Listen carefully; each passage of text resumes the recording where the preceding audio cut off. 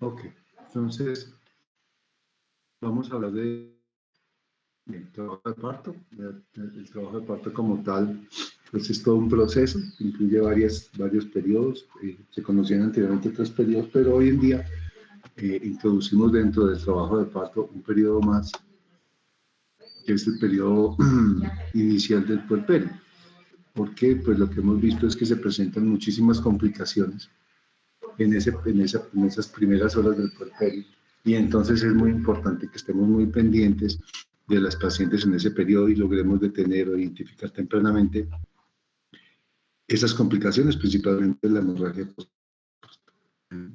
Entonces, vale, vamos a hablar hoy sobre el trabajo de parto. Entonces, cuando vamos a hacer la atención de un trabajo de parto, cuando vamos a atender un trabajo de parto, necesitamos conocer algunas cosas de la paciente y del entorno. Entonces necesitamos la semiología obstétrica, necesitamos conocer la situación, la posición, la presentación, la estación, la variedad de posición, en fin, todas estas cosas que estuvimos viendo en estos días sobre maniobras de Leopold y tacto vaginal. Porque nosotros para lograr una atención adecuada del parto, pues necesitamos conocer bien exactamente cómo es la posición fetal, cómo está localizado ese feto dentro de la pelvis para poder programar cómo van a ser esos movimientos cardinales en el canal del parto y poder anticipar las alteraciones. Bueno, entonces necesitamos conocer si hay relación fetopélvica, entonces debemos hacer una revisión juiciosa, muy juiciosa de todo lo que hemos visto, de la historia clínica, de las maneras de Leopold, de la pelvimetría, para tratar de establecer si ese parto que vamos a afrontar es viable o no es viable y si es viable con algún tipo de riesgo, porque muchas veces uno hace la evaluación inicial y queda con la espinita de que de pronto ese trabajo de parto no va a ser o no va a progresar adecuadamente. Y entonces, si yo tengo esto, pues me quedo con la paciente y estoy pendiente de ella y miro la evolución de ese trabajo de parto. Y si vemos que la evolución se está dando adecuadamente, pues nos dejamos de preocupar, pero si vemos que la evolución es muy lenta y torpe y ahí se detiene, pues ya sabemos cuál es el origen de esa detención de la evolución o de esa distancia que estamos viviendo en ese momento. Bueno, entonces acordémonos que el mecanismo de parto incluye todos los movimientos cardinales que revisamos en estos días. Entonces incluye el descenso, la flexión, ¿sí? Después de la flexión encajamiento, viene la rotación interna, después de la rotación interna la extensión y finalmente la rotación externa y la expulsión. Entonces es importante que todos tengan en mente esos conceptos que hemos revisado en estos días, que no tengamos ya ninguna duda sobre esos conceptos para poder hacer la atención adecuada de un trabajo de parto. Bien, el parto es un conjunto de fenómenos fisiológicos que conducen a la salida del útero materno de un feto y sus anexos.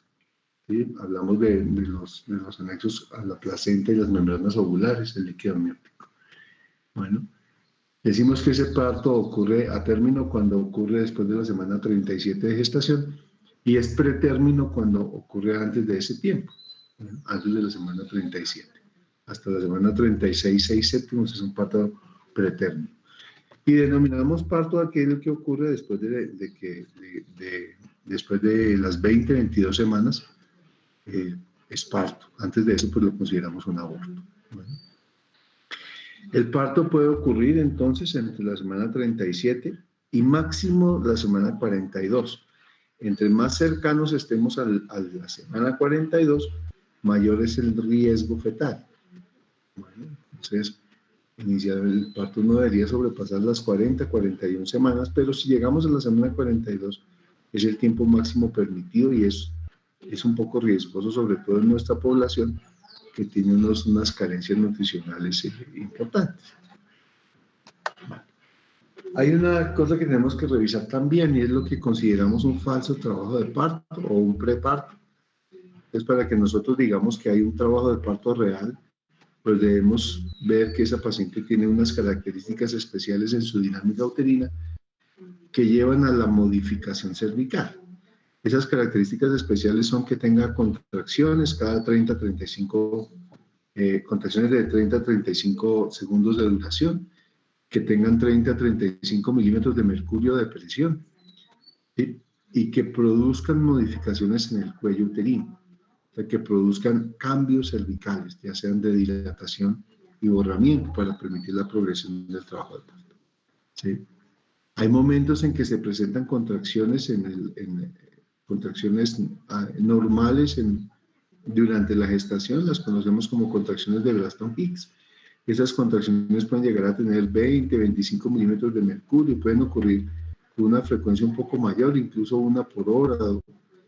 Entonces hay que diferenciar esas contracciones que, si bien pueden ser percibidas por la mamá, no son dolorosas y no producen modificación cervical.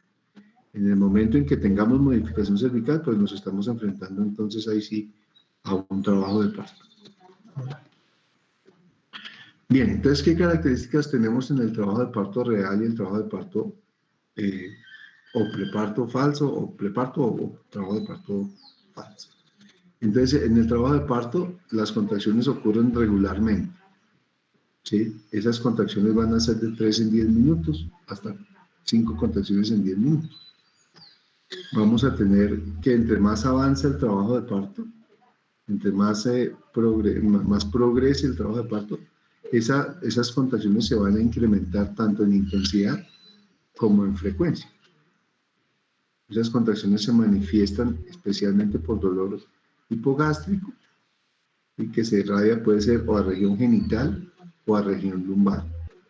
Bueno, también puede darse algo de dolor epigástrico, pero cuando tenemos dolor epigástrico tenemos que sospechar otras patologías, como por ejemplo la preeclampsia, el síndrome de HELP, que son complicaciones de la gestación. Entonces, el dolor epigástrico puede ser por la dinámica uterina, pero hay que considerar que no tengamos otras patologías. La localización normal del dolor es baja a nivel púbico y normalmente radiado o a región lumbar o a región genital. Vamos a tener dilatación progresiva del cuello y borramiento, ¿sí? Y al tiempo vamos a tener descenso de la presentación. Como dato característico y que nos ayuda a diferenciar en algunos casos difíciles entre un falso trabajo de parto y un parto normal, es que este trabajo de parto no cede con la administración de analgésicos. Entonces nosotros podemos poner acetaminofén o otro tipo de analgésicos y no tenemos mejoría en relación a la presentación del dolor. Entonces ahí hablamos de un trabajo de parto real.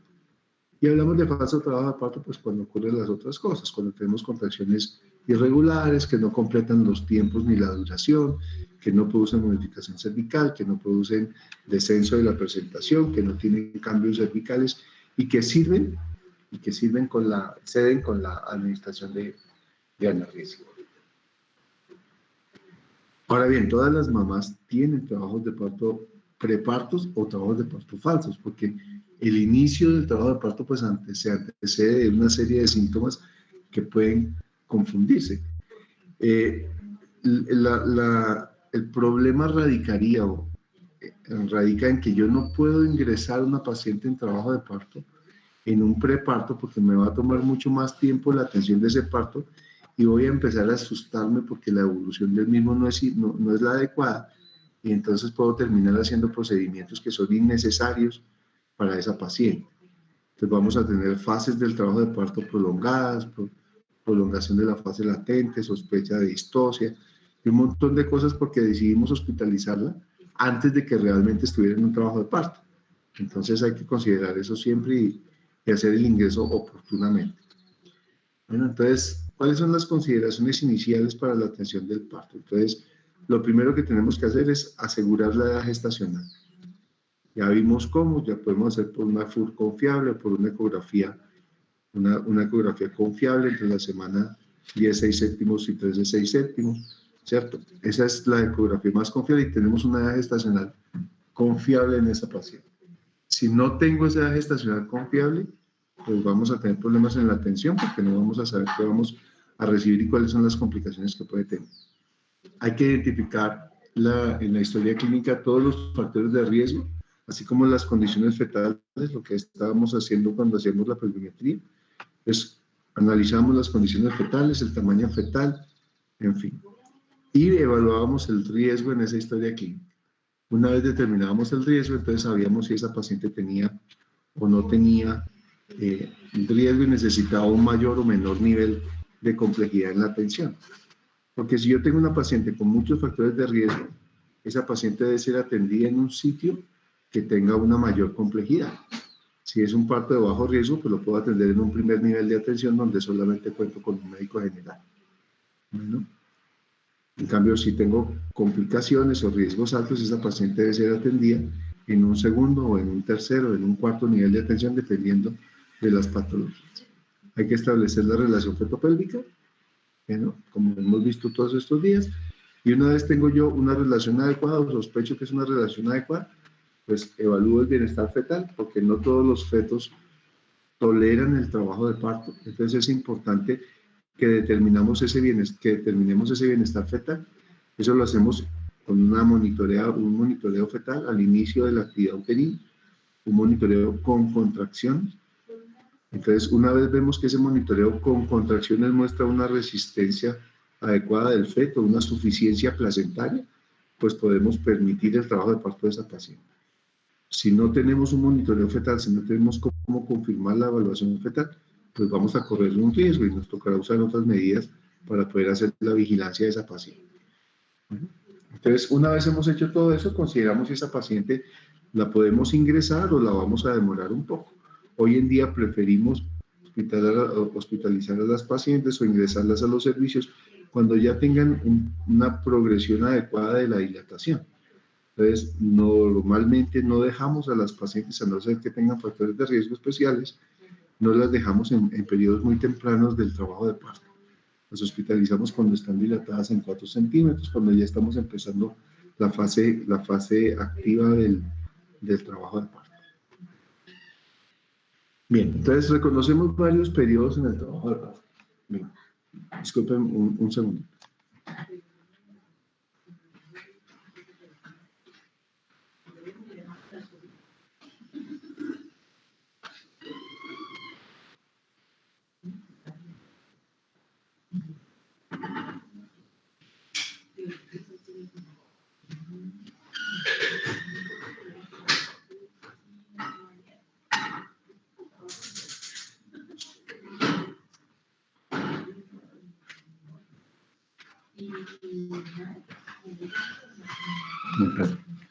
Entonces reconocemos entonces varios periodos en el trabajo de parto. Entonces, el primer periodo hace referencia al borramiento y la dilatación. Yo necesito un borramiento del 100% y una dilatación completa para sobrepasar la primera etapa del trabajo de parto. Ese primer periodo se divide además en 2 fases, una fase latente y una fase activa, que tiene que ver con la progresión cervical y la dinámica uterina. El segundo periodo del parto es el nacimiento propiamente dicho y la expulsión del feto. El tercer periodo del parto corresponde al alumbramiento, que es el nacimiento de la placenta, entonces a la extracción placentaria. Ese es el tercer periodo del parto. Y por último tenemos un periodo de vigilancia que les comentaba, es el cuarto periodo del parto, en el cual lo que hacemos es vigilar a la paciente durante las primeras horas para determinar cuáles pueden presentar o cuáles presentan, o darnos cuenta rápidamente si presentan complicaciones de tipo especialmente hemorrágico en el puerperio inmediato. Bien, entonces, estas fases vienen o están dadas como esta tabla, como muestra esta tablita. Entonces, el falso trabajo de parto, pues es lo que les contaba. No hay modificaciones cervicales, el cuello permanece cerrado, en cambios en el borramiento. Es muy útil ese falso periodo de parto o ese preparto, es muy útil para la formación del segmento uterino. Acuérdense que la unión del cuerpo y el cuello uterino se madura con la dinámica uterina, o sea, cuando empiezan a presentarse cuando se empiezan a presentar contracciones uterinas, se empieza a presentar una diferenciación anatómica entre el segmento uterino y el cuello uterino, entre el cuello uterino y el cuerpo uterino, con un adelgazamiento de esa zona. Si nosotros vamos a hacer, por ejemplo, una cesárea en una paciente que tiene 27 semanas de gestación, vamos a notar que cuando hacemos la incisión en el útero, el grosor de la pared uterina en el área de la unión, en el área del segmento uterino, es mucho más grueso, muchísimo más grueso, por lo tanto es mucho más difícil de operar que cuando hacemos una incisión a las 40 semanas en una paciente que ya ha tenido modificaciones cervicales de este tipo dadas por las contracciones de Braxton Hicks y eso. Entonces ahí ya se formó el segmento uterino, ya hay un adelgazamiento de esa región y es mucho más fácil la intervención. Entonces es importante, el preparto es importante porque nos ayuda a formar segmento uterino. ¿Bien? Luego viene la dilatación, el primer periodo del parto, lo que decíamos de borramiento y dilatación. Ese primer periodo del parto lo controlamos con una herramienta que llamamos partograma, que nos permite ver la progresión en el tiempo de la dilatación, del descenso y de la variedad de posición. Pero ahora la vamos a revisar un poquito. Entonces, en ese primer periodo de parto que corresponde a la dilatación y el borramiento, encontramos dos fases. Una fase latente y una fase activa. La fase latente, entonces, hace referencia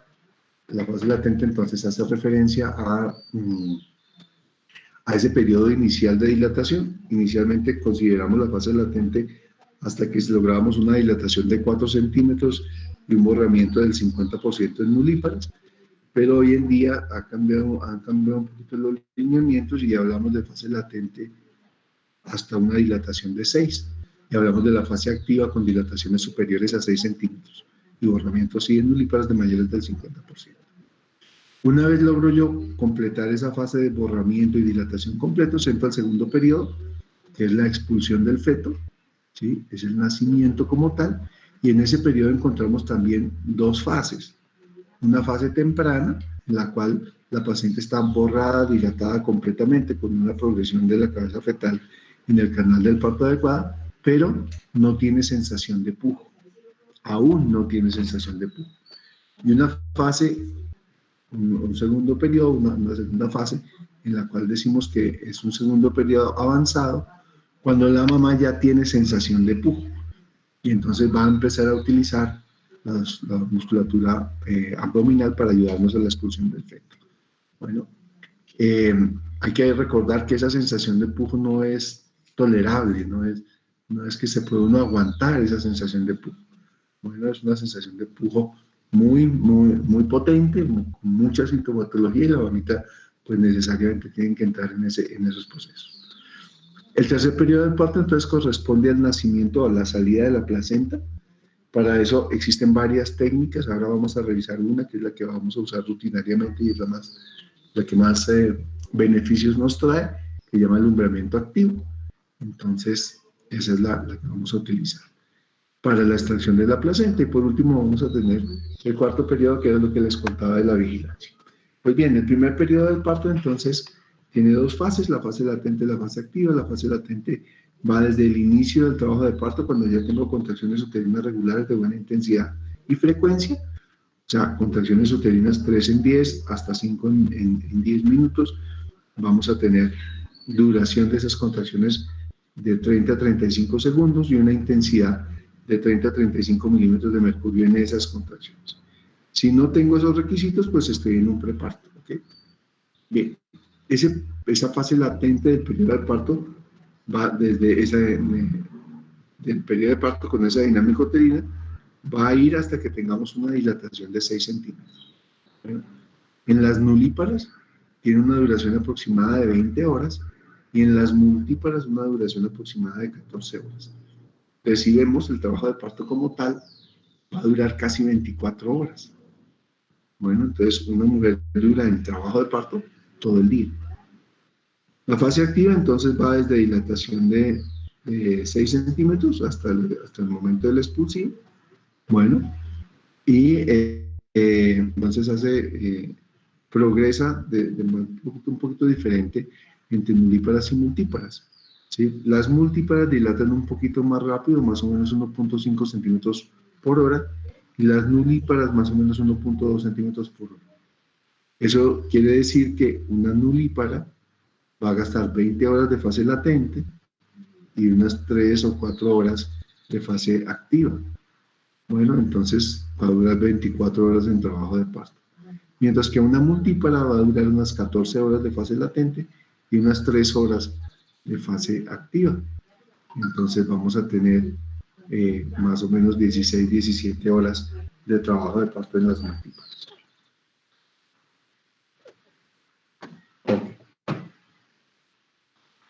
Bueno, desde hace muchos años, pero ya desde el 69, Friedman apareció y nos contó sobre cómo era la progresión del trabajo de parto, y esta es la famosa curva de Friedman, que es una S itálica que nos muestra la progresión del trabajo de parto.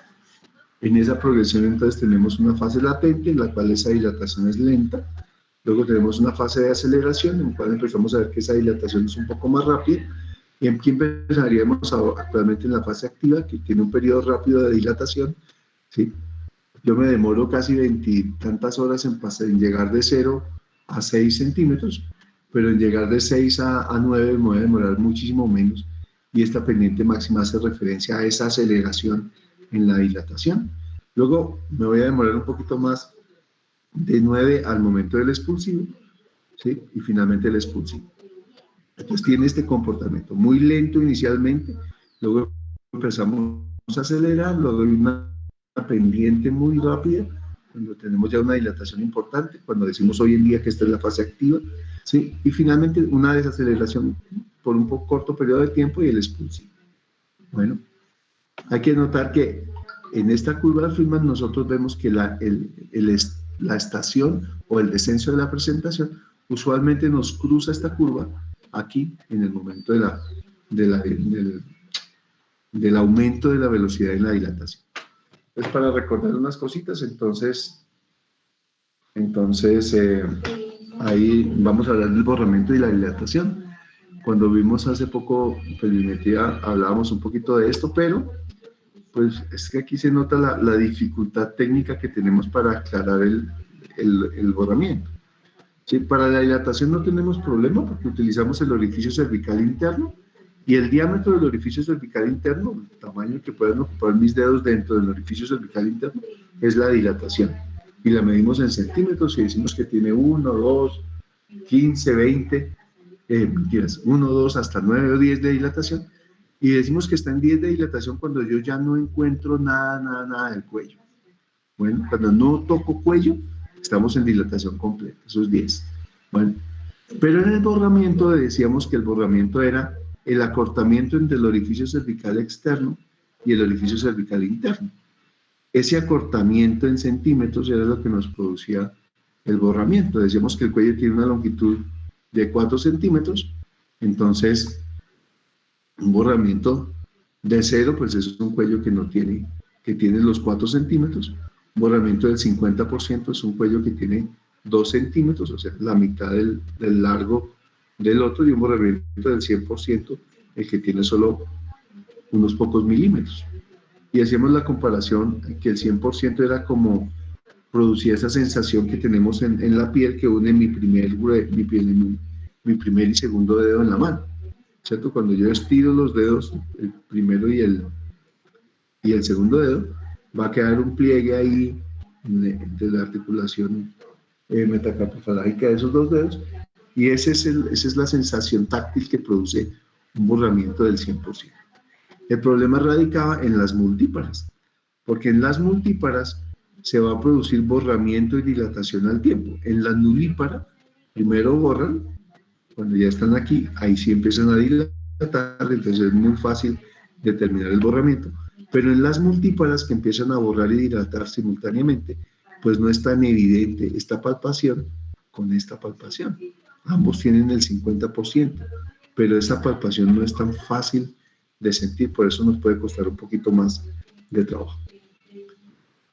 Bien, en relación a la evaluación de ese encajamiento fetal y del descenso, pues lo hacemos por dos maniobras. La primera, cuando hicimos las maniobras de Leopold, nosotros ya sabemos en qué lado está el dorso fetal, pues yo ya sé dónde voy a buscar el occipucio, pero también miramos cuánta cabeza estaba metida dentro de la pelvis. Y al hacer la cuarta maniobra, nosotros veíamos si mis manos confluían o no, ¿cierto? Pues si confluían, pues era porque el feto estaba por fuera de la pelvis, y si no confluían, pues era porque el feto estaba algo insinuado en esa pelvis. Y según la cantidad de cabeza que yo sintiera, pues podía intuir algo del descenso de ese. Pero realmente ese descenso lo medimos en el tacto vaginal.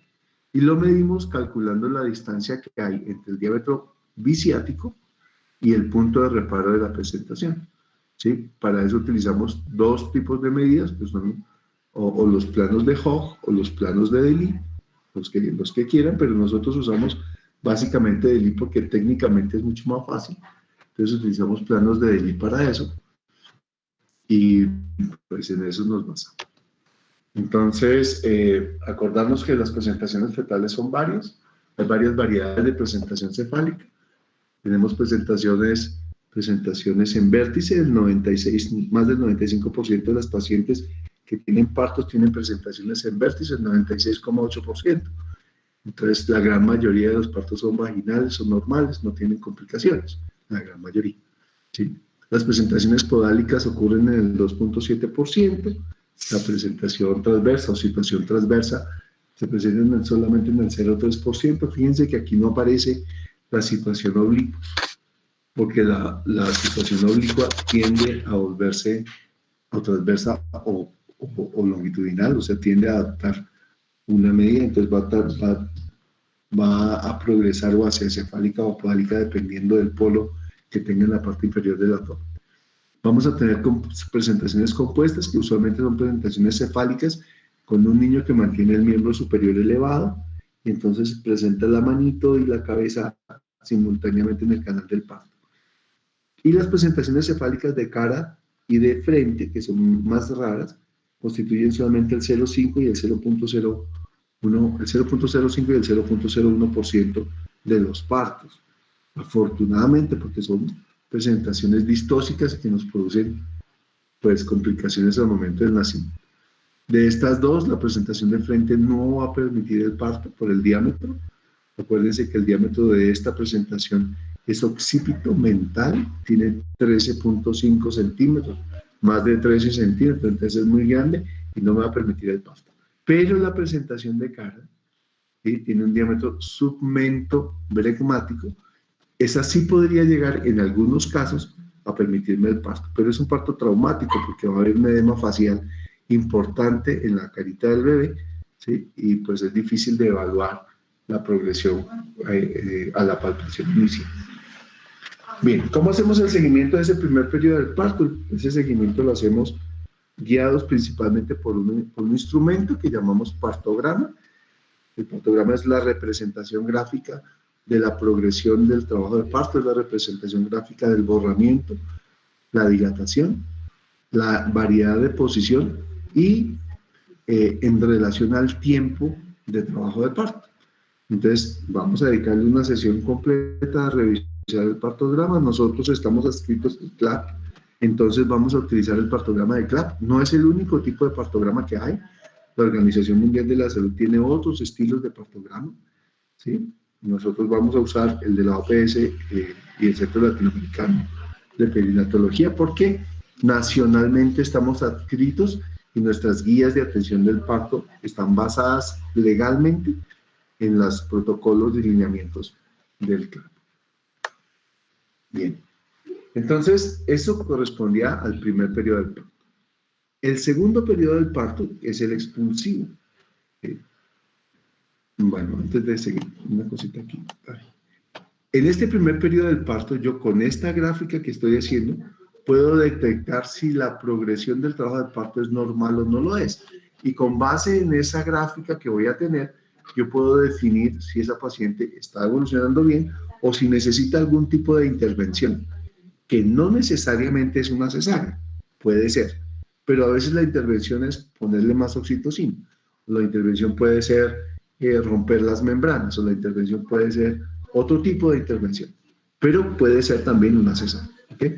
Entonces yo evalúo esto, cuando lo revisemos vamos a ver cómo funciona y cómo hacemos para que lo entendamos bien y nos guiemos en esto.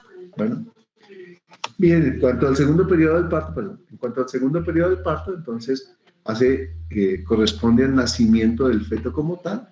Entonces, si ustedes se acuerdan, hasta este momento el cuello se dilató de 0 hasta 6, borró el 50%, luego completó su dilatación y su borramiento, pero el feto que venía en el canal del parto empezó a descender, estaba alto al inicio, si era multípara o si era nulípara, y al final de su gestación estaba alto, flotando en la barriga de la mamita y empezó a descender en el canal del parto.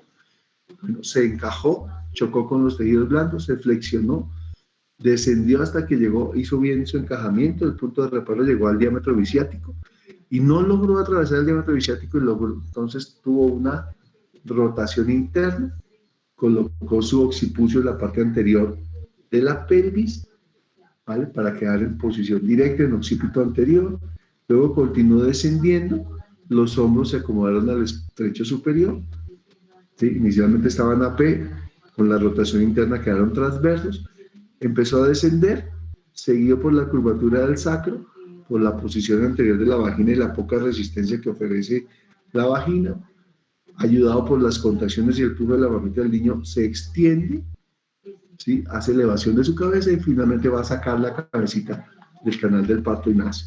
Cuando él está naciendo, los hombros descendieron y quedaron atrapados en las espinas y ahí tengo la cabeza por fuera de la vagina de la mamá, pero los hombros los tengo atrapados en las espinas.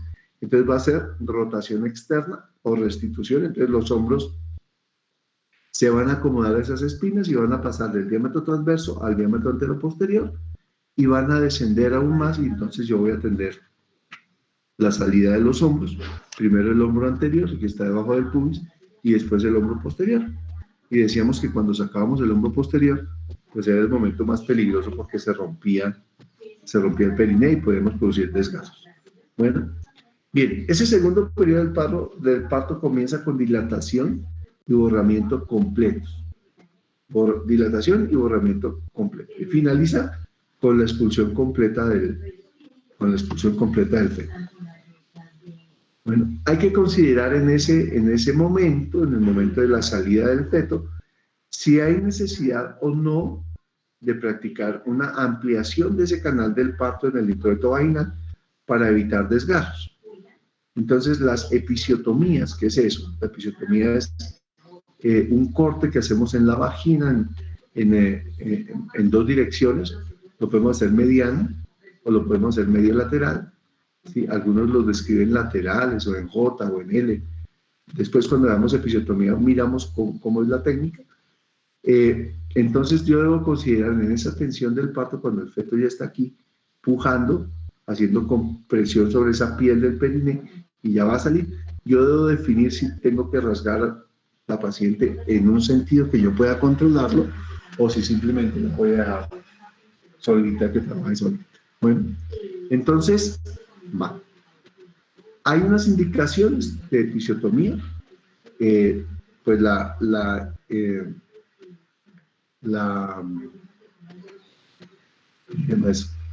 bueno, se me olvidó la palabra.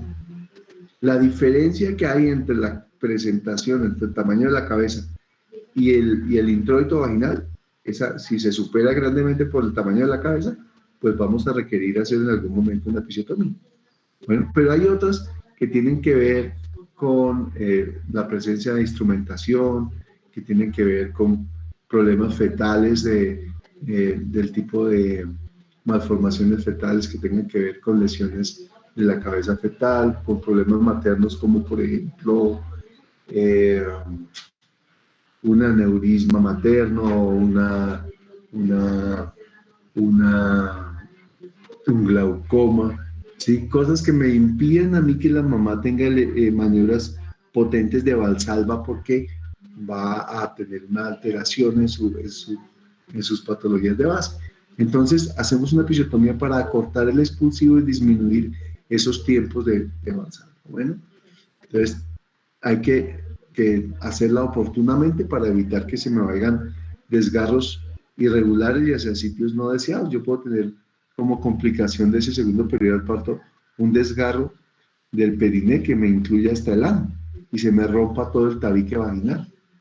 Bueno, el tabique rectovaginal. Entonces, a veces es mejor hacer un corte en la vagina, en el introito, para dirigir ese desgarro y evitar un desgarro mayor. Bueno, ok. Cuando veamos episiotomía en estos días, yo creo que ya empezamos la siguiente simulación después de que evaluemos pelvimetría del lóbulo y relación fetopélvica. La siguiente simulación es episia, entonces, pues, para que la tengamos. Bueno, entonces ocurre la expulsión de la cabeza, hay que decirle varias cosas, hay que pedirle a la mamita que nos ayude. Nosotros llevamos todo el trabajo de parto de ella acompañándola, evaluándola, mirando la progresión de la dilatación, del borramiento.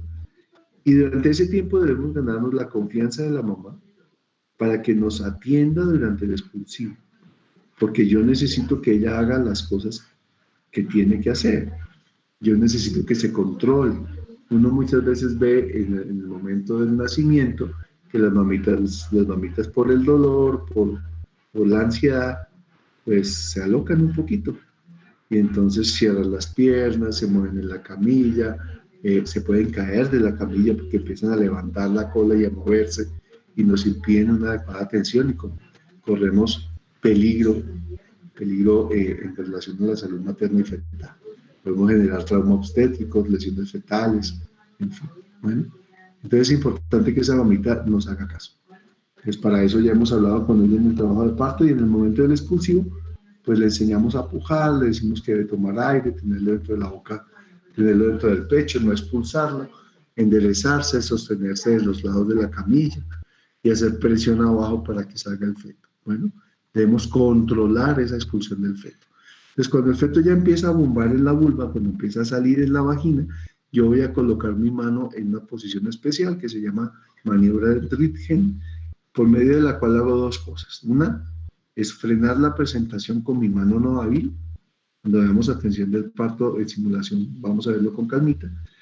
Voy a colocar mi mano no hábil invertida, voy a frenar la presentación para que la decompresión de la cabeza fetal sea lenta, ¿sí? Para que no haya problemas con el perineo y no se me rasgue, porque si la expulsión es violenta se me va a rascar, y para que el bebé no tenga problemas en su cabecita y no, esa decompresión no le vaya a generar una hemorragia intracraneana en los pedos corroideos o algo así. Bueno, la mano hábil lo que va a hacer es proteger la región del periné para que no, para que no tengamos problemas. Bueno, vamos a proteger el periné para evitar que se me presenten desgarros.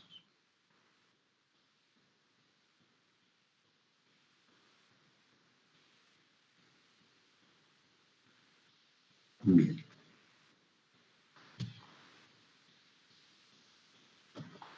Ok. Mm. Bueno, cuando yo estoy haciendo la compresión voy a ayudarle al feto a salir. Entonces, mi mano hábil, que es la mano que estaría en la parte inferior, va a hacer un poquito de presión hacia arriba, como a tratar de levantar la cabeza fetal, que acuérdense que el feto está haciendo extensión.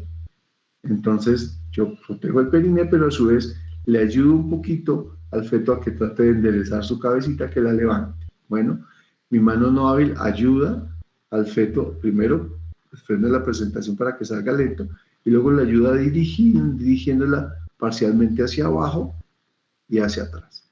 Bueno, bien. Cuando la cabecita del bebito sale, cuando la cabecita del bebé sale, yo debo hacer varias cosas. La primera es aspirar y limpiar el exceso de secreciones que tienen en nariz y boca. ¿Sí? A eso lo conocemos como gleras y constituye volumen de líquido pulmonar, del líquido intestinal, del líquido gástrico, pero principalmente líquido pulmonar. Entonces esa aspiración o esa limpieza de la cavidad oral pues va a facilitar la primera inspiración fetal, ¿sí? Y va a disminuir un poquito o va a disminuirnos la dificultad respiratoria que podría llegar a tener ese efecto. Bueno, entonces hay que limpiar la boca, aspirar la boca y la nariz. Bueno, y lo otro que tenemos que hacer, como se ve aquí en la figura, es revisar la nuca del bebé para ver que no tengamos un cordón ahí. Bueno, para ver que no tengamos cordón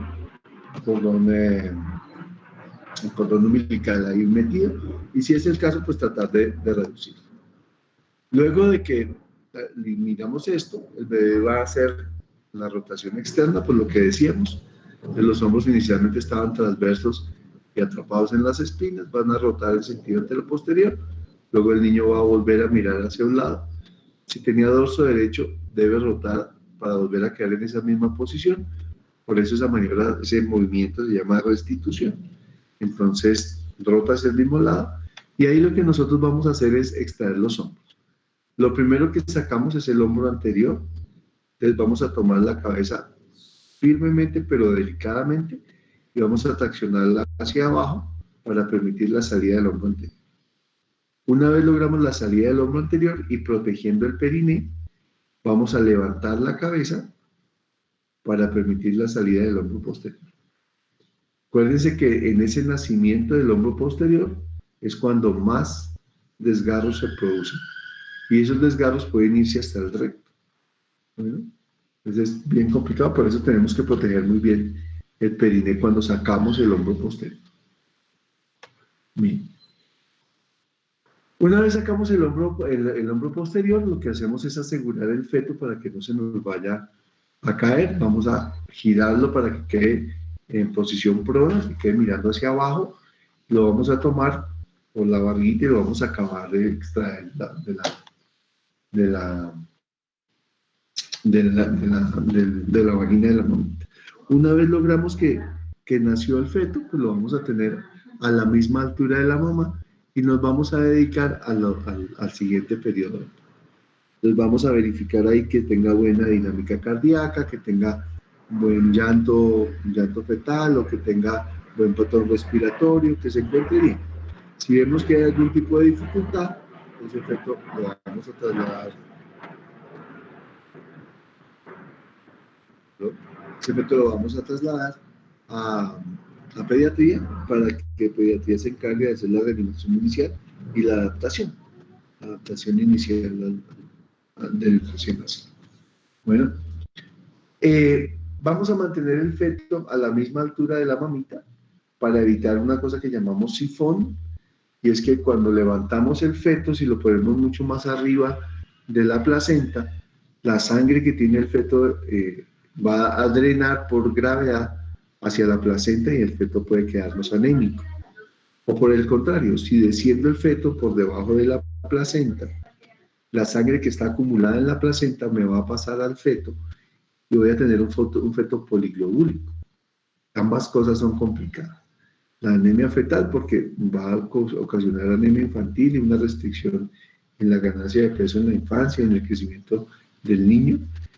Y la policitemia porque puede producirnos falla cardíaca, edema pulmonar, incluso la muerte, si son excesos si hay una cantidad muy alta de glóbulos rojos circulares en ese efecto. Lo otro, cuando no son grados tan altos, pues lo que nos produce es una mayor ruptura de esos eritrocitos, una mayor lisis eritrocitaria y empeorará los cuadros de ictericia que pueda tener el feto recién nacido. Entonces es importante mantener al feto más o menos a la misma altura de la placenta, más o menos a la misma altura de la barriguita de la mamá para evitar esas complicaciones. Bien, luego vamos a hacer el pinzamiento del cordón. Para el pinzamiento del cordón tenemos cuatro opciones. Yo puedo hacer el pinzamiento inmediato, lo puedo hacer habitual, lo puedo hacer precoz o lo puedo hacer tardío. El pinzamiento habitual lo hacemos después de 2 minutos del nacimiento del feto. ¿En quiénes? En todas las pacientes normales. Todas las pacientes que no tengan condiciones de pinzamiento temprano o diferido, vamos a hacer pinzamiento habitual. Bueno, eh,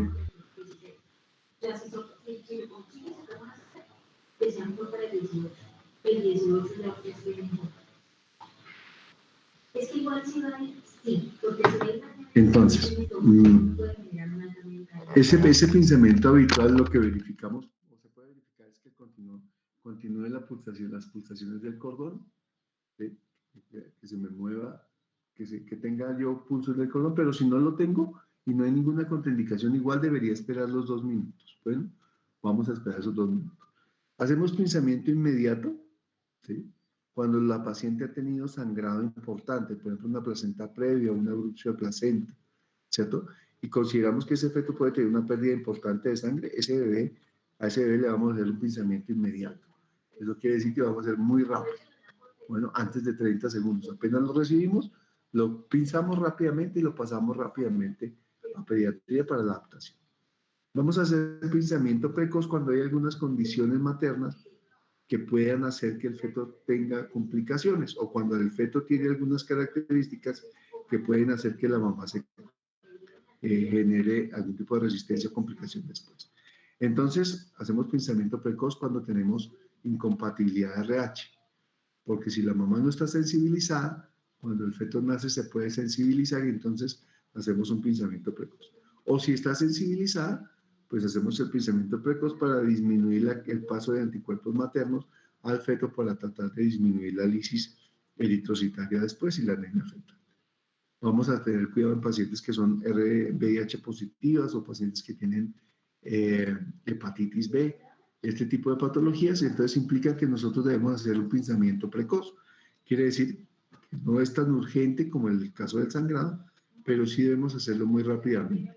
Idealmente entre los 30 segundos y el minuto de vida del feto.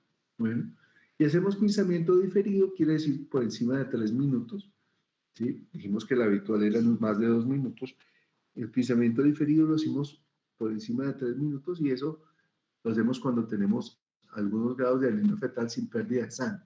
Por ejemplo, fetos que vienen en presentación podálica, por ejemplo, casos de prolapso posidencia del cordón, en los cuales se vio interrumpido por momentos el flujo sanguíneo fetal, ¿sí? O pacientes que tuvieron ruptura prolongada de membranas porque al perder el líquido amniótico, la compresión del útero ocurre directamente sobre la anatomía fetal y podemos tener alguna disminución en el volumen circulante fetal. Entonces, en esos fetos podemos esperarnos hasta 3 minutos. Como les digo, tenga o no tenga pulsación el cordón, ¿sí? Porque hay como una tendencia por ahí que si él deja de pulsar de una vez lo ligamos. No, si estamos bien y el feto está tranquilo y normal, pues podemos esperarnos un poquito más y disminuir la tasa de complicaciones de esas pacientes. Vale. Perdónenme un segundito y me demoro un momentico.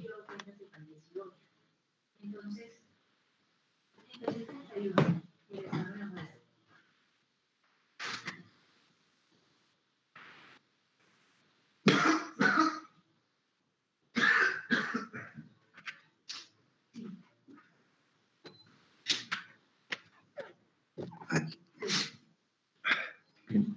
Ok, para el tercer periodo del parto, entonces, el tercer periodo del parto constituye el alumbramiento, o sea, el nacimiento de la placenta. Aquí vemos en esta figura, en esta figura que la placenta se está desprendiendo por un hematoma retroplacentario en toda la línea media. Aquí vemos que las membranas están aquí pegadas al útero. Entonces, las membranas me recubren el útero en toda su pared interna, ¿sí? Y acá al otro lado, esta es la membrana, va hasta allá y se devuelve. Bueno, en este caso, la placenta estaba aquí en el fondo y estaba cubierta por la membrana. Cuando sacamos la placenta, va a salir cubierta de estas membranas o va a salir metida entre estas membranitas. Bueno, ok. El alumbramiento activo es la intervención del alumbramiento.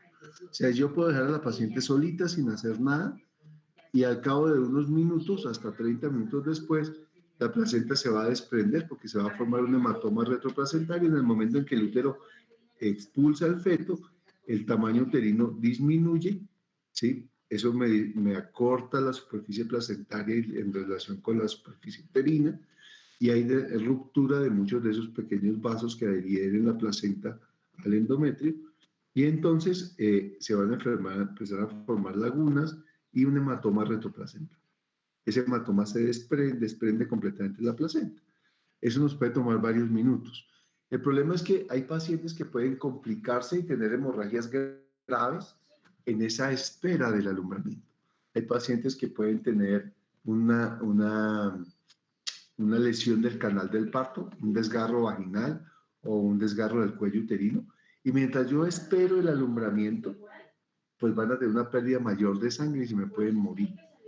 Hay pacientes que tienen acretismo placentario, entonces yo puedo gastar más de 1 hora esperando que alumbre la placenta con el sangrado que eso conlleva y finalmente no la voy a lograr desprender y entonces perdí 1 hora de sangre, perdí todo el sangrado de esa hora y no intervine rápidamente la paciente. Entonces, por esa razón y para evitar el código rojo, que es la primera causa de muerte en nuestro medio, pues se creó, se diseñó el alumbramiento activo. Eso nació en la Universidad de Antioquia por allá en el año 2009. ¿Sí? La recomendación inicial de la Universidad de Antioquia fue colocar 10 unidades de oxitocina en el muslo derecho, intramusculares en el muslo derecho, ¿sí? Al momento en que el hombro sacaba, el bebé sacaba el hombro anterior. ¿Por qué en ese momento? Porque una vez sale el hombro anterior, ya no tengo problemas con el feto ya no se me va a quedar adentro. Entonces ya lo puedo sacar, ya no me va a hacer retención ni nada. Es el momento más seguro para ponerlo. Bueno, cuando veamos esto en detalle después, vamos a ver que hay algunos detractores de eso y que algunos recomiendan no hacerlo así, sino hasta después de que pisemos el cordón, porque puede pasar oxitocina al feto y no queremos que haya intoxicación hídrica, por ejemplo. Bueno, la otra parte del alumbramiento activo incluye la tracción. Y consiste en hacer esto que se está viendo aquí en la gráfica y es coger el cordón por la pinza lo más cerca posible a la vagina. El cordón lo cogemos entre pinzado y la pinza la cogemos entre el segundo y el tercer dedo de mi mano hábil y voy a hacer tracción para arrancar la placenta de aquí adentro. Bueno, ¿cuál es el problema de eso? El problema de esa maniobra es que si yo soy muy violento o si la placenta está muy adherida, yo puedo sacar la placenta con todo y útero, invertir el útero. Bueno, entonces debo tomar algunas precauciones. Las precauciones tienen que ver con colocar mi mano en el segmento uterino y rechazar el útero hacia atrás para que cuando yo traccione la placenta, el útero siga estando dentro de la cavidad abdominal y lograr que se desprenda la placenta sin invertir el útero. Es tracción contra tracción. O sea, tracción porque estoy jalando el cordón umbilical para arrancar la placenta y contratracción porque estoy defendiendo el útero, manteniéndolo dentro del abdomen. Bueno, ¿cómo vamos a hacer eso? Pues con cuidado, ¿sí? Sin exagerar en la fuerza mientras aprendemos y cogemos práctica. Bueno, y vamos a hacer una tracción continua, suave, persistente, defendiendo nuestro útero, ¿cierto? Defendiéndolo acá arriba, como se ve aquí, o como se ve acá, una tracción continua, suave del cordón y una defensa aquí del útero para que no se me invierta. Vamos a sostener esa tracción hasta que veamos que la placenta empezó a desprenderse. ¿Cuándo vemos eso? Pues cuando yo veo que el cordón que estoy jalando empieza a salir, porque la placenta se desprendió y estoy jalándola. Entonces el cordón cae. ¿Sí? Voy a ver que sale sangre por los lados de la presentación, porque el hematoma que estaba retroplacentario ya lo tenemos ahí cerca, entonces yo veo un sangrado de características oscuras. Es una sangre que ya lleva un rático ahí entre la placenta y el útero, luego ya no tiene oxígeno, es una sangre oscura, negruzca, oscura. Bueno, entonces yo digo, ya tengo signos de desprendimiento. Hay otros, como el signo de pistón, el signo de pescador, ¿sí? El globo de seguridad de Pinar, otras cositas que vamos a ver después, y que me dicen que ya se desprendió la placenta. Cuando yo pienso que ya se desprendió la placenta, pues ahí puedo traccionar con mucha más fuerza para acabarla de sacar, defendiendo también con más fuerza para evitar la inversión uterina. Bueno, ok. Bien, esa placenta la podemos sacar de dos maneras. Entonces, una cosa es el alumbramiento activo como técnica, ¿sí? Hay alumbramientos activos, el alumbramiento activo incluye oxitocina y tracción, pero podemos hacer alumbramientos que solo tengan oxitocina, pero perdemos una oportunidad y podemos hacer sangramada a la paciente. O podemos hacer solamente tracción, pero entonces no estamos protegiendo a la señora. O podemos dejarla esperar, o podemos arrancarla manualmente. Bueno, entonces hay muchas formas de hacer el alumbramiento, pero ustedes tienen que conocer alumbramiento activo, que son esas dos maniobras, oxitocina y tracción contra tracción. Bien, bueno, eso hace referencia a la forma como hacemos el alumbramiento, pero esta diapositiva hace referencia a la manera como se produce ese alumbramiento. Entonces, hay dos mecanismos. Uno es el mecanismo de Schultz y el otro es el mecanismo de Duncan. Por Schultz, entonces lo que yo voy a ver es lo que les estaba mostrando al comienzo. Voy a ver un hematoma. Acá tenemos las membranas. ¿Sí? Estas son las membranas. Las membranas me recubren la placenta. acá tenemos la inserción del cordón en la mitad, esta es la placenta, ¿sí? Las membranas me recubren la cavidad uterina, acá por dentro, entonces me recubren la placenta, las paredes uterinas. El hematoma se me va a formar aquí y me va a desprender la placenta progresivamente. Y entonces va a pasar esto. Estas son las membranas, acá me está formando el hematoma. El hematoma me permite que la placenta salga por toda la mitad y yo recibo la placenta cubierta en las membranas. La voy a ver así, ¿sí? Como una bolsa, con la cara brillante. Bueno, se llama mecanismo del shift, es normal. Pero lo otro que me puede pasar es que en vez de que el hematoma sea en toda la mitad de la placenta y me la desprenda de la mitad y me permita que se envuelva en las membranas, el hematoma se me puede formar a un lado, como aquí, disecar la placenta y salir al exterior. Y cuando yo saco la placenta, ya no la voy a sacar cubierta en las membranas, sino la voy a sacar por la cara que estaba pegada al útero. Y entonces la voy a ver así, por la cara que estaba adherida al endometrio. Eso se llama Duncan. Entonces, en esta placenta tipo Duncan, ¿sí? Acá tenemos las membranas, ¿vale? El hematoma me las dice que antes cuando yo las saco, las membranas van a estar atrás y la placenta va a salir por la cara materna. Bueno, entonces yo voy a ver que la placenta sale por esta cara con llena de cotiledones. También es normal. ¿Sí? Ambos mecanismos son normales. Lo que yo tengo que verificar es que la placenta haya salido completa. Entonces, ¿qué hago para eso? Si me salió por Duncan, busco dónde están rotas las membranas y las abro y expongo la placenta igual a como se ve acá. Si me salió por Duncan, pues de una vez la pongo así. La extiendo en una superficie plana en la mesa de atención del parto y voy a mirar que los cotiledones que estén acá estén completos. Son 16 cotiledones, yo no es que los tenga que contar, pero sí debo fijarme que no hayan signos de desgarros ni desprendimientos. Porque si me quedaron cotiledones dentro del útero, voy a perpetuar el sangrado de la mamá. Entonces es importante hacer esa revisión. Así como es importante hacer el alumbramiento activo, es importante revisar la placenta una vez la saco. ¿Okay? Vale. Entonces ya, ahí completamos el alumbramiento y vamos a entrar al cuarto periodo del parto.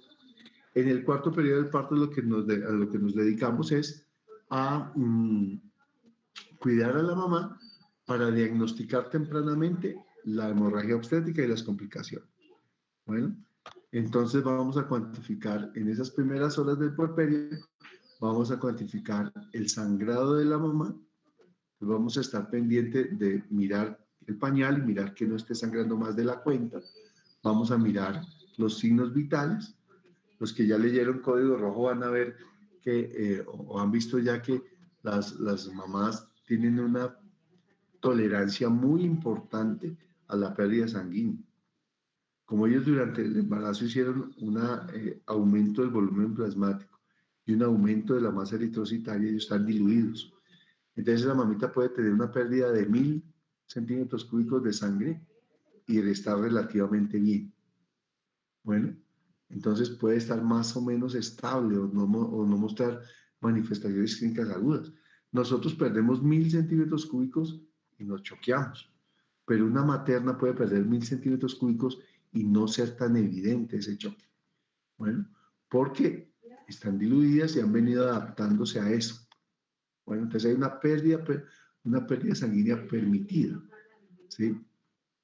Pero en todo caso nunca debe ser superior a los 1000 cm³ en las primeras 24 horas.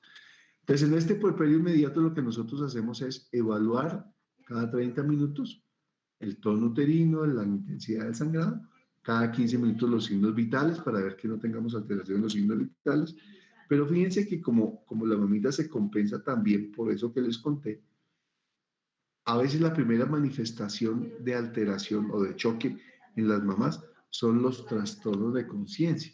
Entonces, cuando vemos una mamita que se pone agitada o somnolienta demasiado, pues es una paciente que hay que ponerle cuidado porque a veces esa es la primera manifestación, más que una taquicardia o una hipotensión sostenida. Bueno, entonces hay que estar muy pendiente de esas cosas, de la diaforesis, de la, de la diaforesis, de la agitación o de la somnolencia. Bueno, eh, en relación a la palidez, pues sí, hay que estar pendientes de la palidez, evaluarla en las conjuntivas, porque ninguna mamá después de 20 y pico de horas de trabajo de parto va a estar rosadita, todas van a estar verdes, todas van a estar cansadas, fatigadas, pálidas, ¿sí? Pero esa palidez no debemos confundirla con la que se presenta por la anemia, por la anemia. Bueno, bueno, entonces este periodo comprende las 2 primeras horas del posparto y son de vital importancia, ya que en este tiempo se producen la mayoría de las complicaciones uterinas, de las complicaciones hemorrágicas uterinas, por la cual se debe hacer control estricto, ¿cierto? Entonces, les decía que hay que vigilar los signos vitales, eh, frecuencia cardíaca, tensión arterial, llenado capilar, oximetría, es importante mantener saturaciones adecuadas. Bueno, pero debemos además vigilar la cantidad de sangrado genital, uno, y dos, una cosa que llamamos globo de seguridad de Pinar. Resulta que cuando el útero expulsa al feto, se contrae y va a quedar va a quedar un útero de 33 centímetros que teníamos de altura uterina, va a quedar a nivel umbilical, más o menos unos 20 centímetros de altura uterina. Como eh, ah, con un tono aumentado. O sea, en una paciente delgada yo alcanzo a ver el útero, ¿sí? A nivel umbilical. Ese útero debe estar tónico, el tono debe ser de consistencia cauchosa. Cuando yo lo toco y lo siento duro, siento un tono adecuado, pues eso me ayuda porque las fibras musculares son entrecruzadas y la contracción de esas fibras musculares me sellan los capilares, me sellan las arterias espirales y entonces me disminuyen el sangrado. Entonces, si yo tengo globo de seguridad, o sea, tengo un buen tono uterino a nivel umbilical, pues voy a tener un sangrado genital menor porque las arterias espirales están colapsadas por la contracción uterina. Bueno, pero ojo que hay que tener cuidado con otras causas de sangrado, que pueden ser los desgarros, la episiotomía, las lesiones cervicales, ¿sí?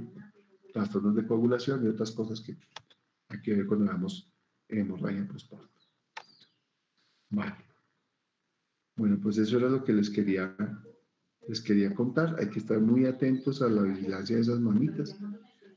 Y la idea es que hagamos las cosas lo más ordenadamente posible y con la mayor seguridad posible en cada uno de los periodos del parto para que no tengamos complicaciones. Bueno, no sé si haya preguntas hasta ahorita.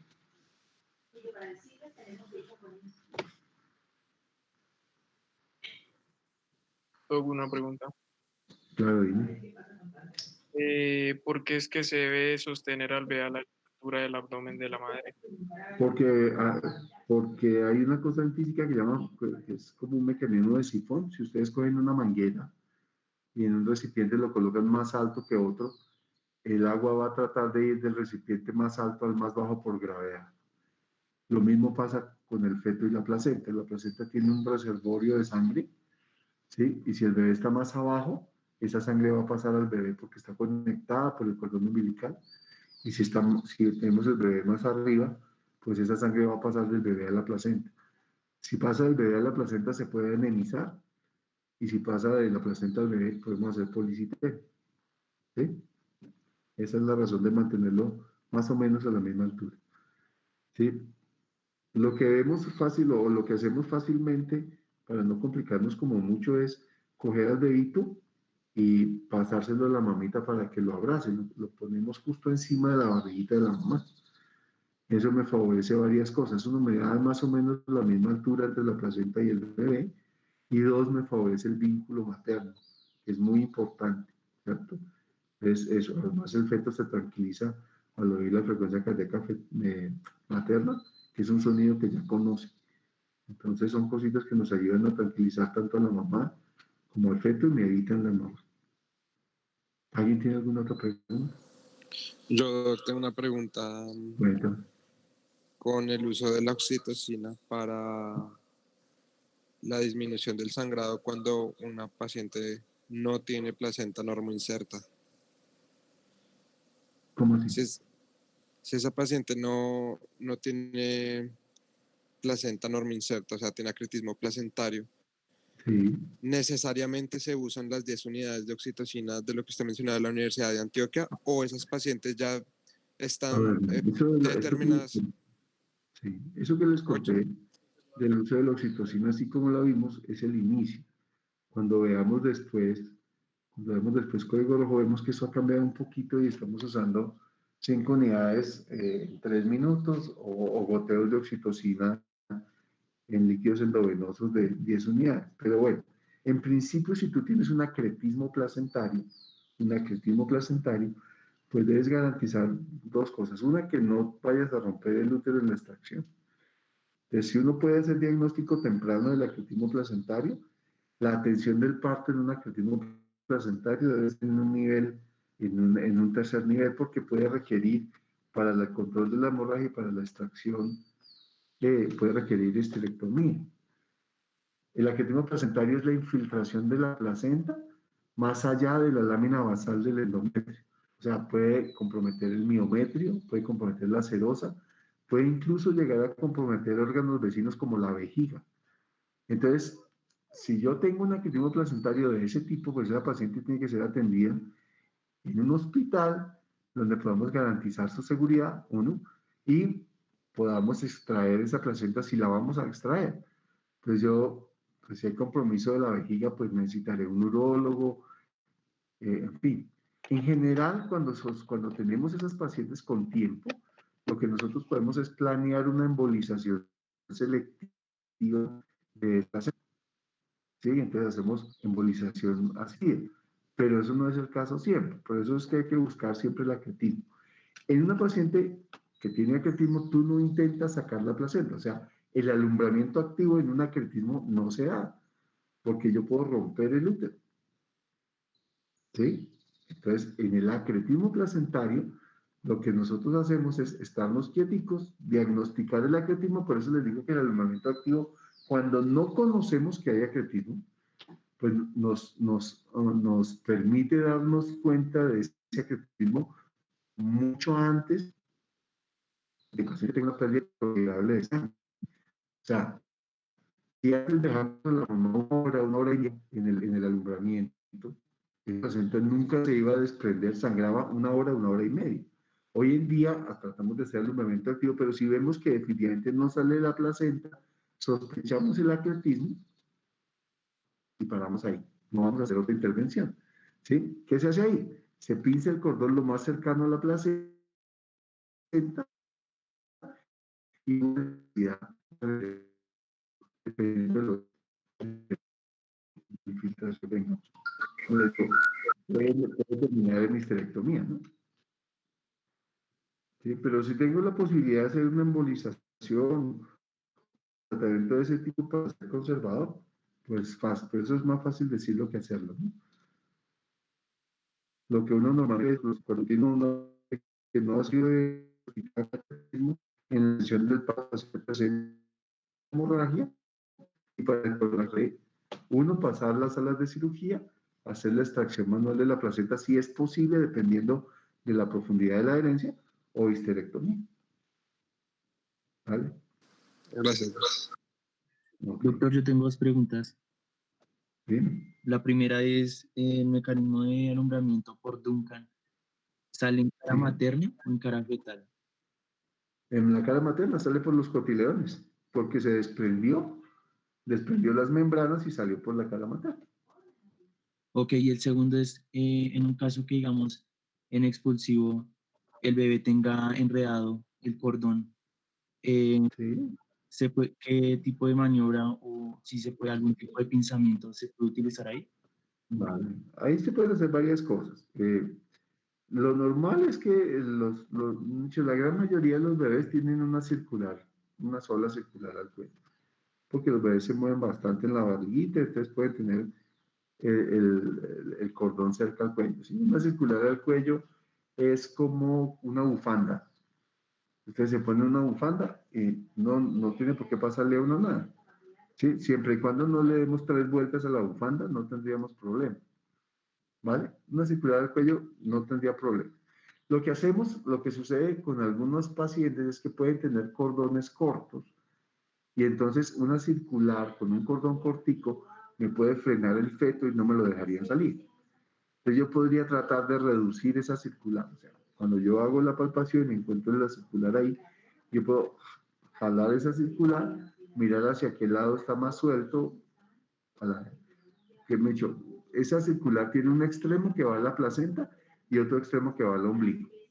¿Sí? Yo jalo un extremo, no sé cuál es cuál, yo jalo uno y si ese extremo se mueve o se mueve el cordón, pues quiere decir que no hay tensión, entonces lo puedo jalar y reducir la circular, o sea, pasarla por encima de la cabeza fetal y ya. Pero si hay resistencia, pues jalo para el otro lado. Bueno, y normalmente así las podemos reducir. Si no las logro reducir, pues yo debería tratar de atender el parto así, a no ser que tenga un cordón corto. Y ahí me complica un poquito. Si yo veo que definitivamente la circular no me deja salir al feto, pues debería pinzarlo. Pero acuérdense una cosa, es que con el momento que yo hago el pinzamiento del cordón, con el feto adentro, tengo el bebé afuera, la cabeza, pero los hombros no. Y si yo pinzo el cordón ahí, le suspendo toda la oxigenación a ese feto. ¿Sí? Entonces yo puedo pinzar el cordón y lo puedo cortar para que la circular no me interrumpa y sacar el feto. El problema es que si no me salen los hombros, pues se murió. Porque si ese feto me hace retención de hombros, no lo voy a poder sacar. Y ya no tiene oxigenación. Porque en el momento en que yo pinzo, ya no hay oxigenación. Entonces son cosas que debemos considerar muy bien en el momento de la atención. Digo, la mayoría de las veces sí, las circulares son muy laxas y no tienen mayor problema. ¿Sí? Incluso si la circular está un poquito apretada, el parto se da tratando de mantener la cabeza cerca al introito y no dejando que se aleje tanto. Entonces, roto un poquito el bebé ahí cerca de la vagina para tratar de que no se me elongue mucho el cordón. Bueno, pero hay que considerar bien eso del pinzamiento. Bueno, porque sí, yo podría pinzarlo y cortarlo, pero ¿qué tal me haga retención de hombro? Ahora, yo si lo pinzo y lo corto, es porque cuando le vaya a sacar los hombros voy a ir de una a la fija. O sea, yo roto, pinzo, corto y lo jalo el bebé y lo trato de sacar rápidamente y si me hace retención, pues hago todas las maniobras rápidamente para vencer esa retención. ¿Vale?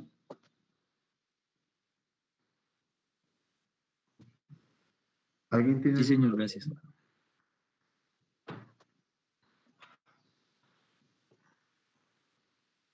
Vale, muchachos. Bueno, juiciosos, que tengan buen día. Nos vemos ahora en la tardecita. Ahora tienen clase, ¿cierto? Ahorita en la tarde. Tienen revisión, ¿no? Hola. Sí, tienen ciudad. Yo con una Dime. ¿Sí van a tener hoy clase de civilidad experimental o pregunta, yo no? tengo No les han dicho nada.